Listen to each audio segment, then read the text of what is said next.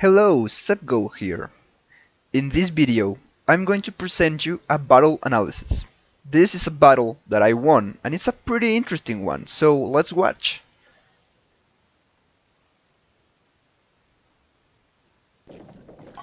Let's check the army's composition and the initial position. Let's start with Red. Red is using 9 line infantry. It has one group on the left of 3, another one in the middle, and another one in the right.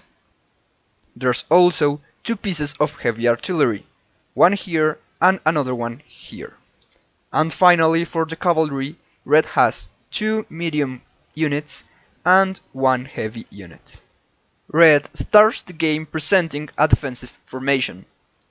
It's going to use the hills for the artillery. The artillery in the hills will allow Red to shoot over here. This means that for Blue it's going to be difficult to advance into the town without getting shot. It also allows Red to get a nice control over the plains right here. It's going to be almost impossible to do an attack over this side. Now let's look at Blue composition. Blue also has 9 infantry, with the difference being the light infantry in the middle side. 2 artillery units. One of them being a horse artillery, that means this one is going to move faster, and also a howitzer. They may not be as good as the others, like the red, but they are pretty good in close range. We can see that Blue has 5 cavalry units. One group located here and the other one located down here. Has 4 light cavalry units and 1 middle cavalry unit. This means that Blue has quantity over quality in cavalry. My first problem was the map. I really didn't know what to do. I started to think that my cavalry was going to be useless. Cavalry works pretty well on the plains, but they don't work as well in the cities and in the forests. So basically all this side is not a good side for the cavalry. And don't forget the artillery is going to be able to shoot on the plain. To make things worse, we also have the river that's crossing right here and this little lake here.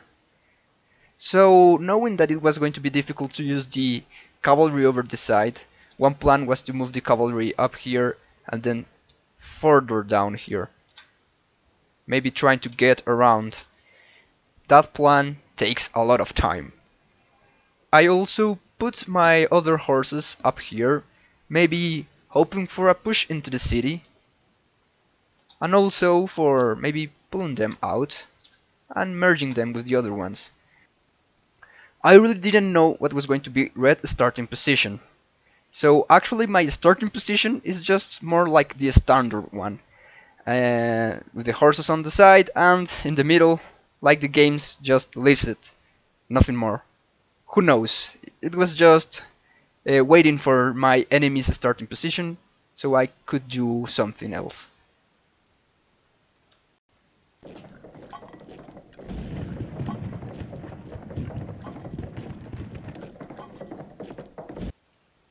As battle progresses, we can see that the red artillery is doing the job. It's actually putting some rounds up there. Blue is kind of forced to move forwards because the red artillery, they have a lot of range. And that means that Blue is going to be always under fire by the artillery. Blue is forced to attack. Another movement that we are seeing is that Red is actually putting his troops closer to the river. This movement of Red doesn't mean that Red is going to hold the river. It could also potentially mean that he's trying to push forwards. A thing that Red was probably thinking was that Blue is too close together. As Blue, I decided to go for the plan of the cavalry, to push down here, and then over. That's why you can see the cavalry actually going this long route. Seeing that there was a potential assault over the town, I used my cavalry to rally up here and put a little bit of distraction over the troops that were advancing if they wanted to advance. Because of range, my artillery needs to get closer. One thing important here that we must consider are these three hills. These hills are able to block the artillery, so these hills are going to be pretty useful for blue to advance.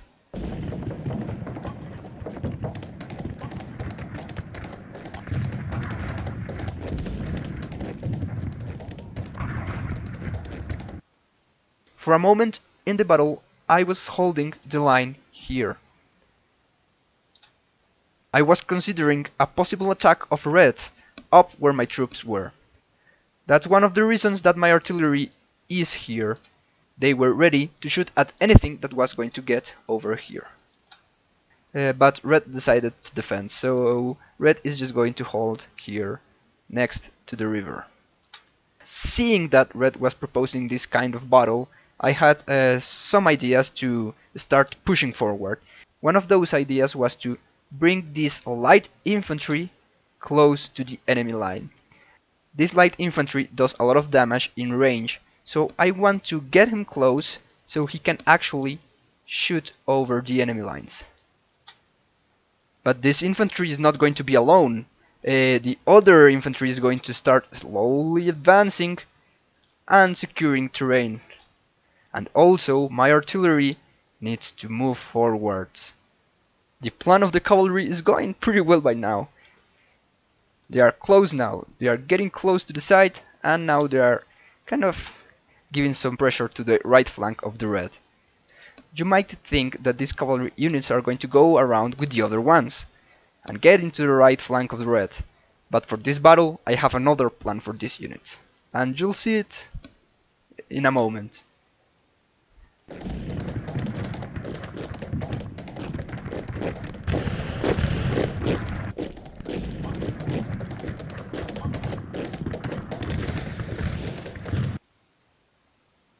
One funny thing to look here is this infantry unit, this red infantry unit. Why is the morale of that unit so low? Why it's on the middle almost? Well, if you were paying attention, it was the artillery. The red artillery was shooting the infantry down here. And that's because that artillery was actually trying to hit at the horse. So it's actually fun to think about it. But that also brings me to the plan that I had with my cavalry units there. This unit's plan was actually just to go around in circles. And that is because I want to draw the artillery attention over here. That allows me to make a better movement forwards. One thing to look at while attacking is the morale. This unit here suffered a lot by the artillery, so now it's staying behind, recovering its morale so it can attack in the future. The artillery keeps moving forward and starts shooting down onto the enemy's defenses. Something to have clear here is the path of the artillery. That's why it's so important to be careful with your infantry while shooting your artillery. This howitzer is now not as useful, so it's time to start thinking to pull it forward and maybe into the hill. And let's not forget our cavalry. They are doing the work. They arrived. These units are going to be a headache for red. Red needs to focus on these two cavalry units constantly. There's a presence here. They are not the best cavalry units, but in the right time they can do a lot of damage. If we see at the battle stats, we can see that blue has lost almost double the power of red. We can also say that red is not doing pretty well. It could have been more. But well, let's see how this continues.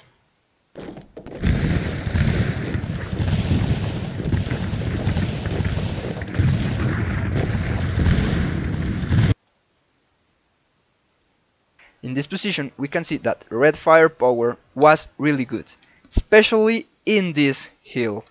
My troops were losing a lot of morale. My light infantry had to fall back and be replaced by another line infantry. Another thing we can see is that the cavalry down here is now 3 cavalry.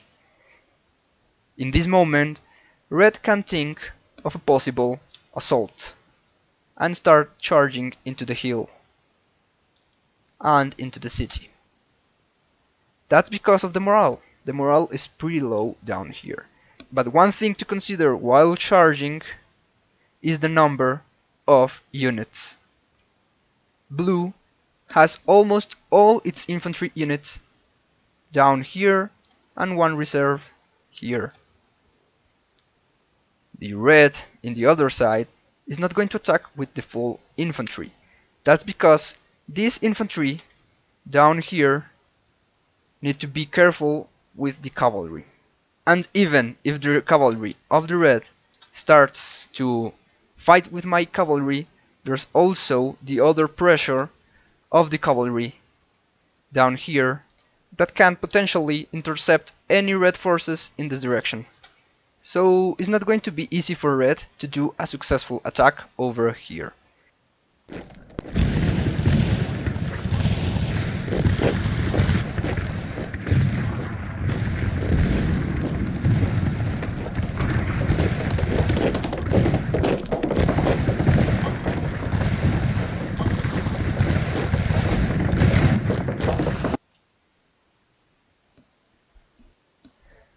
Okay, so red actually charged the hill.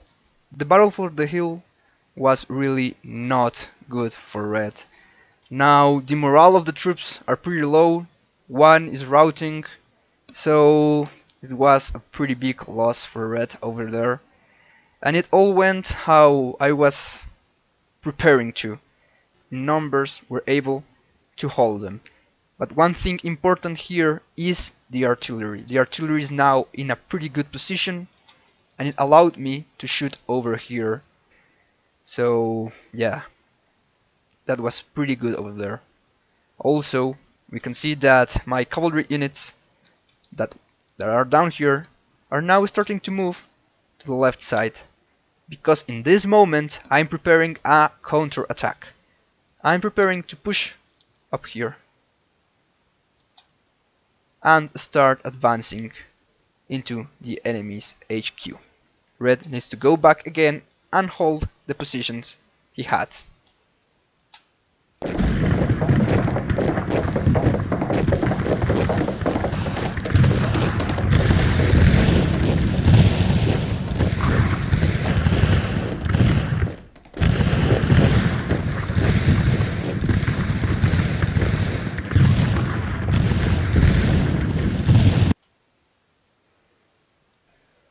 Okay, so in this moment red is suffering just too much. Let's look at the stats right now. I've actually recovered my power lost, so it's going to be really hard for red right now. And if you see the position right here, you can also see that my artillery is now the one that's doing the damage. I've managed to put the artillery in a shooting position here, and also this artillery is shooting really nice up here, and this artillery is also going to move to the downside here and start pressing into here with the other infantry. Howitzer was getting in charge of this tree. In that way my cavalry units could start rushing up there. It's almost lost for red, basically because these 3 units are almost completely dead. The artillery that's here, it's also going to die, and also the pressure that's going to get on this flank is going to be really big. This group that's over here is going to also start advancing, but it's going to have more like a support mission that's going to be just to shoot over the enemy down here.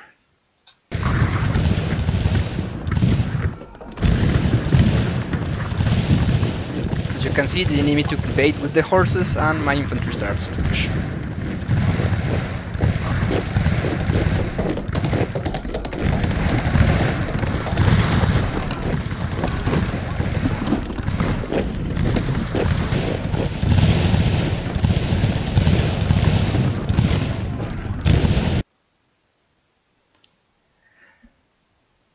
And so that it's all. Thanks for watching and see you next time.